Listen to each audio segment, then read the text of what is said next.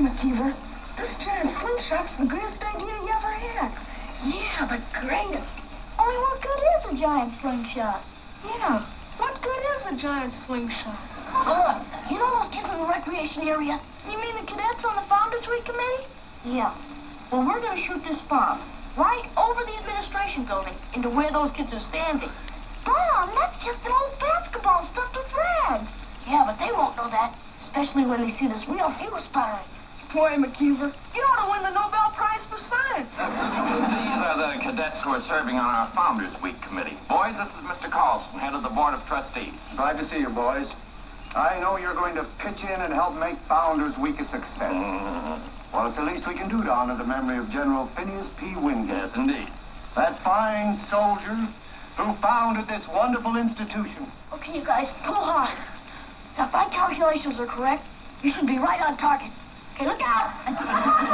The same ideals of courage and bravery which we all carry on to... It's a bomb! It's a basketball. McKeever!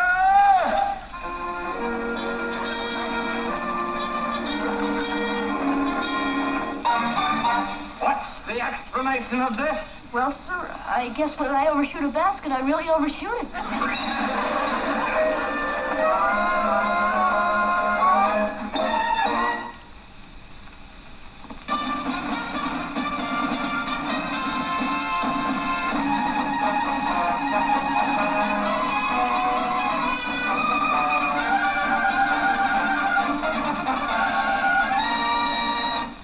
But, Mr. Carlson... Yes, sir. But... He hung up. Oh, he'll never forget this. Bring McKeever in here. No, wait a minute. I've got to get my temper in check. Oh, McKeever's always thinking of some new way to infuriate me. All right, bring him in. I've got to get control of myself. 10, 20, 30, 40, 50, 60. Control. He's a mere boy. My name is Cadet Gary McKeever. My serial number is I don't have one. That won't do you any good. I'm going to find out exactly what happened out there.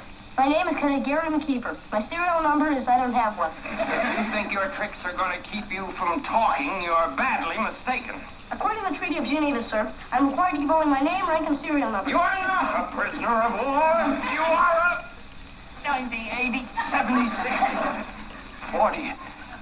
Control. You're a mere child. All right, McKeever, that's all. You may go dismissed. Yes, sir.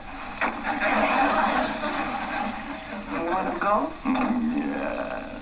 Psychology, Barnes. He'll be more punished worrying about the punishment he's going to get than he will be by the punishment he's going to get. What are you thinking, McKeever? No punishment. He figures I'll be more punished by wondering what the punishment will be than I would by the punishment. Wonder what it'll be. After all, punishment never stopped McKeever's practical jokes so far. Well, he's just like all boys, only more so. Not all boys, Barnes. Not all boys. Not like this boy. T. Lemoyne Days III, the finest student, most polite cadet that ever attended Westfield. Wonder what he's doing now. I heard that he had a television program for kids someplace back in the East. I'm not surprised. T. Lemoyne would go in for child education, and he'd do a wonderful job.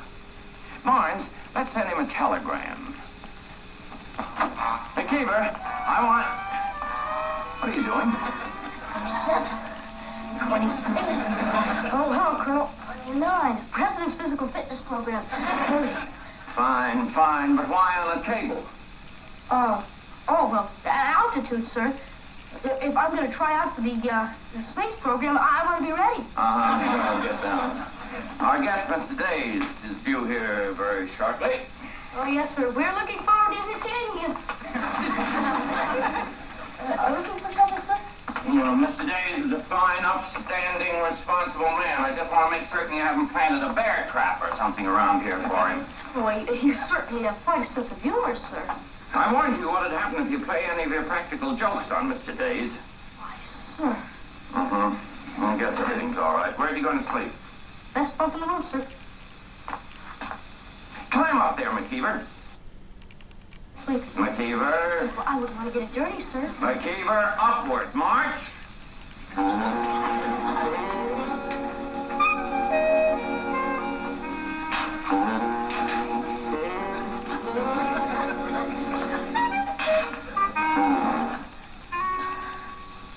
you are, sir.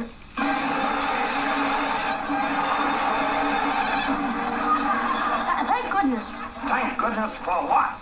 Thank goodness this weak old bunk fell apart on me before Mr. Days got into it. You're not fooling me, McKeever. 10, 50, 25 demerits. Let that be a lesson to you. Your colonel is on to you, McKeever. You can't fool your colonel.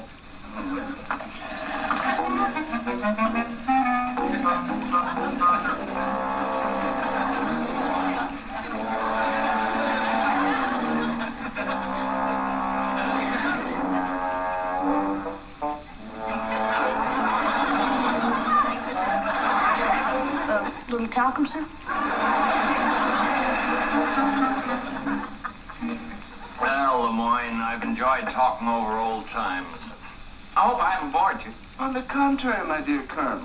Nothing I like more than to reminisce about the days when I was an undergrad here at Westfield. Why, if it weren't for the fine educational facilities made available to me, I wouldn't have been able to attain my present position. Tell me, Lemoyne, just exactly what do you do on your TV show? Well, I inform the little folks about our glorious history.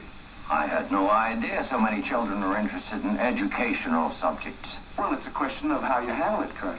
And you must handle it superbly from what I hear. Thank you, thank you. Well, time for lights out. I've got to get you settled. I'm putting you in your old quarters as you requested. Splendid. Not as splendid as you might think. You see, McKeever bunks in there now. McKeever? He's one of our brighter youngsters. But he's a little inclined to the mischievous side. I thought I ought to warn you. I do hope he's not dangerous. No, as I said, just high spirit. Then I'll have a go at it. Fine. Reserved for T. Lemoyne Days III. Rest in peace. Hey, that's a neat sign. Yeah, I got the bureau fixed, and some more soap fixed up with shoe polish. Everything's ready for him. Gee, I wish I'd seen him when he got here. Does he really look dumb? Dumb? He looks double dumb. He's about 7 and square as an ice cube. At ease, men. I'd like you to meet your roommate for the night, Mr. T. Lemoyne Days III. Lemoyne, I'd like you to know Cadets McKeever, Anderson, and Roberts. Welcome to Westfield, sir. May your stay be a happy one. Oh, touchy. Well, Tubby, don't just stand there. Help Mr. Days III with his luggage. Oh, yes, I forgot. I say, Colonel, I can't believe that these are the same boys you were telling me about. That's terribly nice. I do hope I'm not putting you out. Oh, no, sir. Well, thank you, Cadet McKeever. How charming. Quite. If there's any trouble, just holler. I'm certain we'll get along famously. Well, good night. And good luck. I figured you'd want to put your things away, sir. This drawer is yours. Splendid.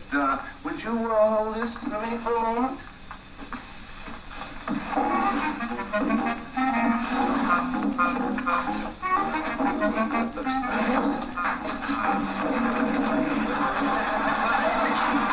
Goodness gracious me, I'm sorry. I wonder how that could have happened. Oh, it's easy. We just turn the drawers open.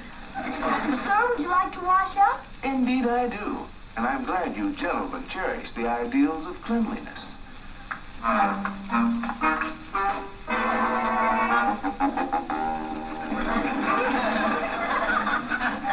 superb shot. Simply superb.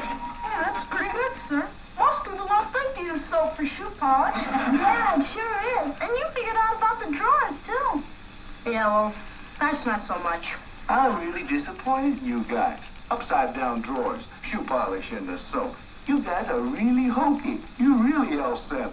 I suppose they put better pranks when you were here?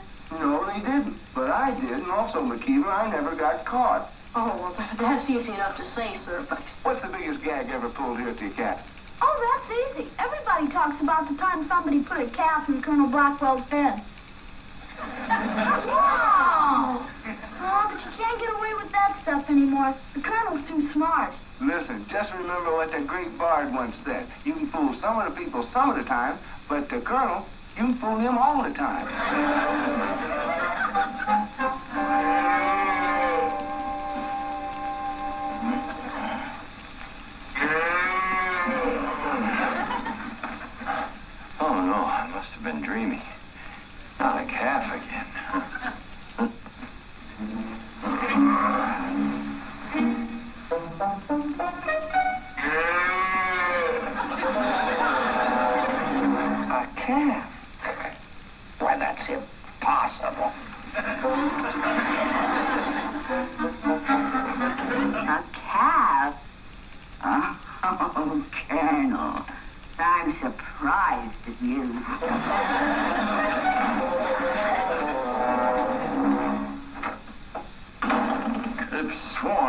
buried a calf.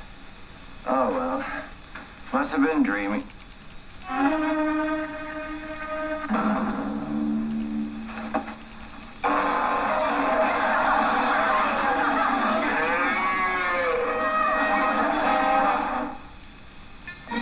You want me to drive, Colonel? No, you go back and get some sleep. I'll just take it home.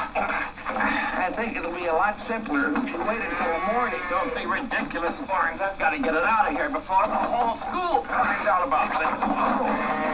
Inside, baby. In the back, baby. That's it. Good night, Barnes. Good night, Colonel. Oh, stay in back, baby.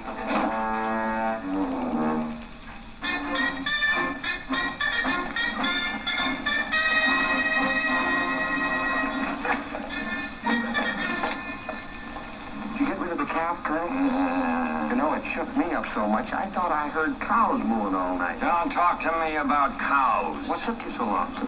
That cop got me again. Then there's the desk sergeant, then they wake up the head of the Society for the Prevention of Cruelty to Animals. And when I get the calf where it belongs, there's a farmer there with a shotgun.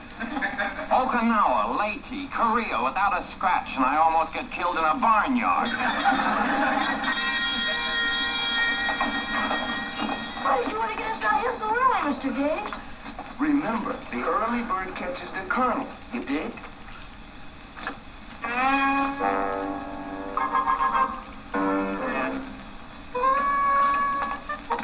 Colonel? Sergeant?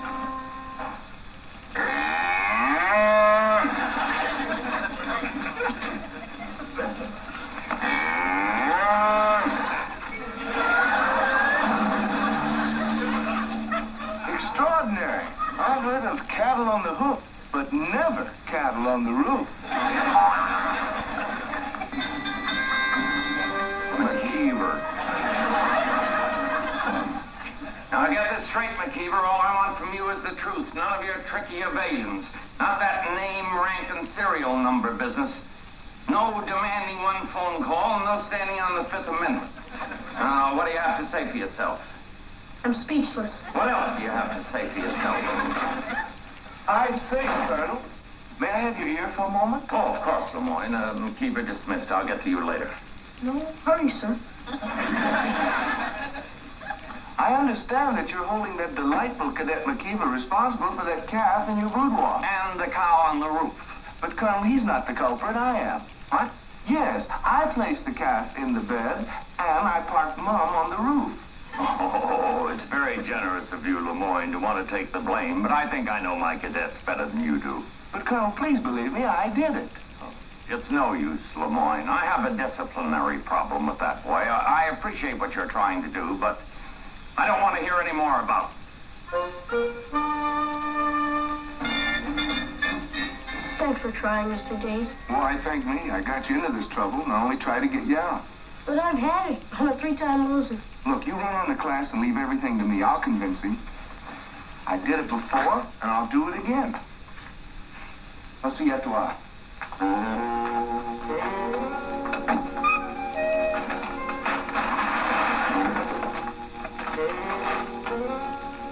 If you should plop this on somebody while McKeever's in class and get yourself caught, then the colonel will get the idea that you're the one. And that's just what we want.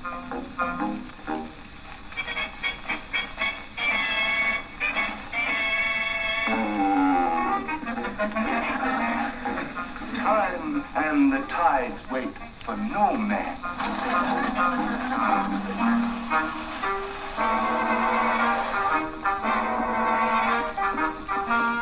I've been hearing some ugly rumors, Colonel. Oh? Yes, that you've been having disciplinary problems around here again. That true? Grossly exaggerated. A few harmless pranks, perhaps.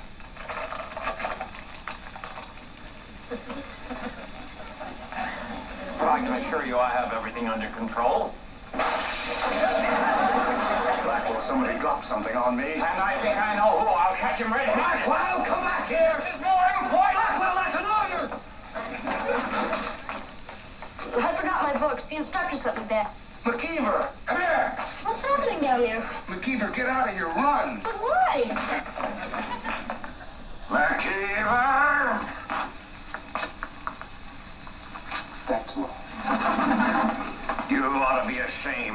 see the kind of character you're trying to protect? He just dropped a bag of water on the head of the Board of Trustees. No, I didn't, sir. I did. Please, Lemoyne, leave this to me. McKeever, you're suspended. Suspended? He's expelled. You're suspended.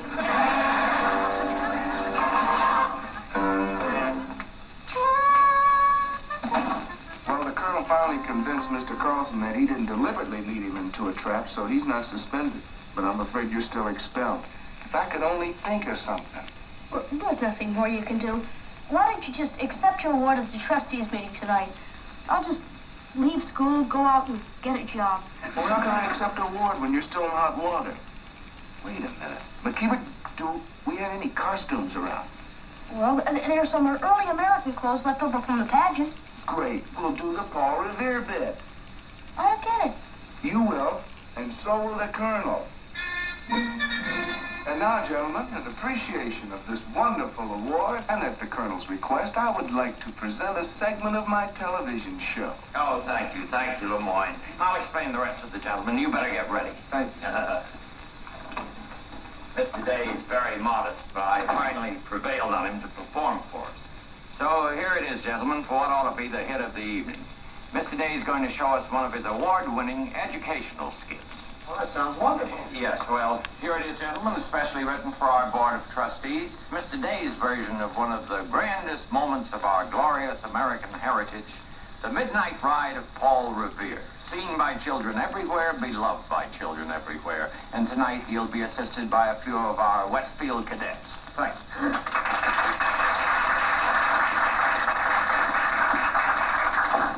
Joe, I just saw one signal light in the tower of the Old North Church. What's that mean? My eyes are 20/20.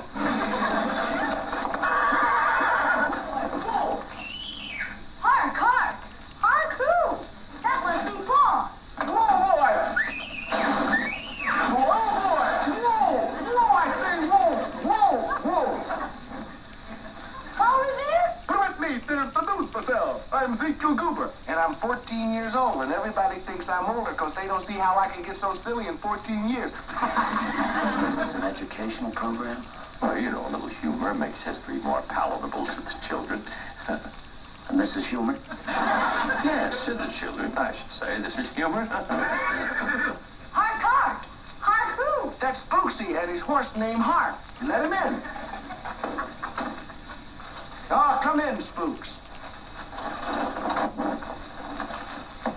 Jen, maybe he's a spy. No, Spooksy's no spy. Spooksy and I deliver pies for the Boston Bakery. Can I have one? Certainly, Spooksy. Did you see what he did? No. Well, watch. That's what. Do you ever eat any of your own pies? No. Well, try one. This kind of publicity will make Westfield the laughing stock of the country. That's delicious. Who hasn't had one? I haven't. Oh, yes? Well, have one.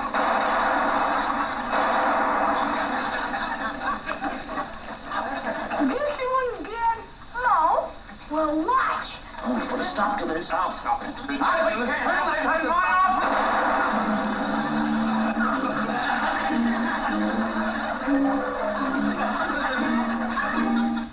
So I came over to apologize. Apologize, sir? It was slow to dawn on me, but I realize now that all those pranks were the handiwork of T. Lemoyne Happy Days the Third. Somebody painting me? Oh, Lemoyne, I was just telling McKeever about your pie-throwing exhibition. It was a smash, wasn't it? You certainly pulled the wool over my eyes all these years. Seldom have I been so completely fooled by one of my cadets. Would you like your award back, sir? No, you keep it, Lemoyne. Only we'll give it to you for a different reason. Instead of giving it to you for scholarship, we'll give it to you for pranksmanship. No hard feelings? No. Thank you, Colonel. You're a regular guy. And I want to thank you for a great visit. Goodbye, Lemoyne. And McKeever, nice meeting you. And remember, as the great bard once said, Goodbye, Lemoyne. that's what he said. Gee, Colonel, you were so nice to him. I thought you'd be much madder. Well, I didn't want to admit it in front of him, but his performance really was quite amusing. Oh, I felt it right here when Mr. Carlson got that pie on his face. Yeah. And what about that time with Foxy and you? Oh, well, what's a pie in the face between... You were confined to quarters, McKeever. How'd you know that? Sort of, that's kind of hard to explain. Yes, I imagine. So I wouldn't try. I think I understand. Oopsie.